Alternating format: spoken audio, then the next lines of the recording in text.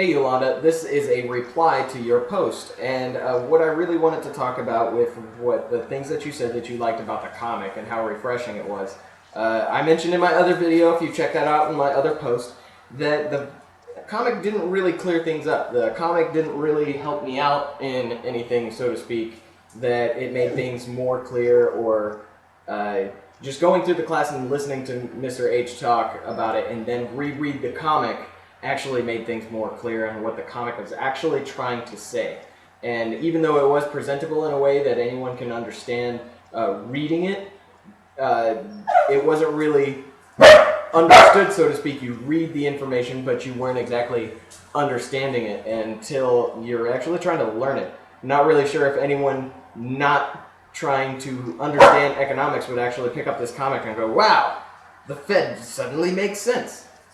But when I try to explain it to other people, because usually when I go through classes and I go through college, everybody else is going through college as well. So when I try to explain things and people say, hey, what are you doing in class? Anything interesting happen? I say, oh yeah, we were just talking about how money works.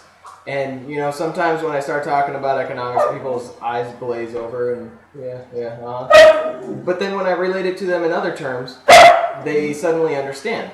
So when we start to talk about the president and how he submits a budget for all the government spending, and he submits it to Congress, Congress looks over it and says, you know what, we're going to throw this out the window. We really don't care. But he's still the guy that stands on television and everybody says, man, he's the one screwing up the economy.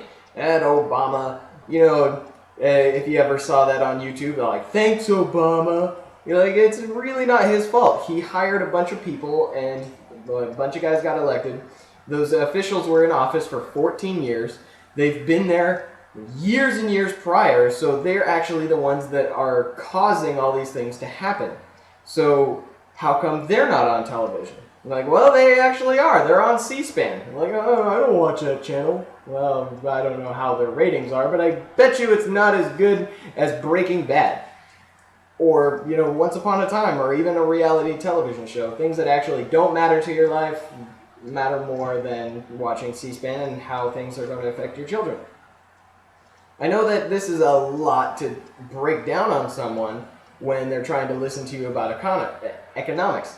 So one of the things I try to do is I try to tell them in their terms how it affects them directly, or how the inflation rate is actually affecting how it works on their house loan or the loan that they're trying to get. I have a buddy that's trying to buy a house, and we were talking about economics and the way that he's trying to, you know, jump on the market at this time when the interest rates are really low, and he says if the economy starts doing better and better, those interest rates will start to rise.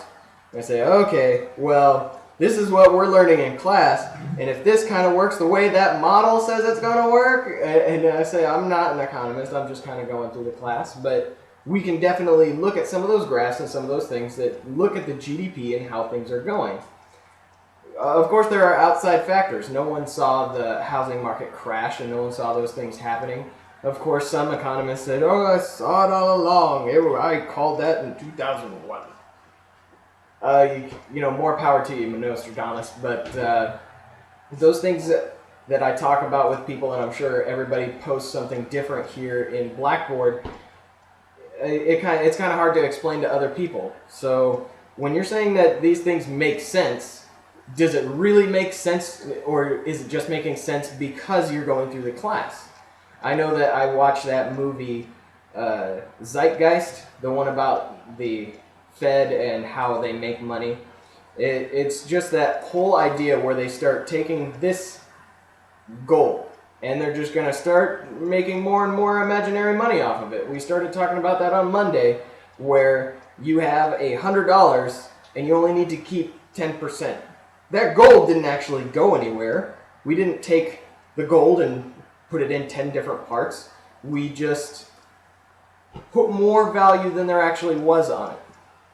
So if, let's say, my dog wanted to get a bone and she wanted to borrow some money, then that gold just became more valuable because she was in more debt from this gold. So the thing that we really started talking about, me and my friends, was the national debt and how that actually is a good thing. Even though people see debt as a bad thing, they look at their credit cards, they look at their house payments, and they look at, oh man, we can't pay for any of this. How much debt can we get in? Will the U.S. economy be able to pull itself out? And how much debt is too much debt? Well, I'm pretty sure we're going to be going over that sometime in class. I love your face, and we'll see you next time.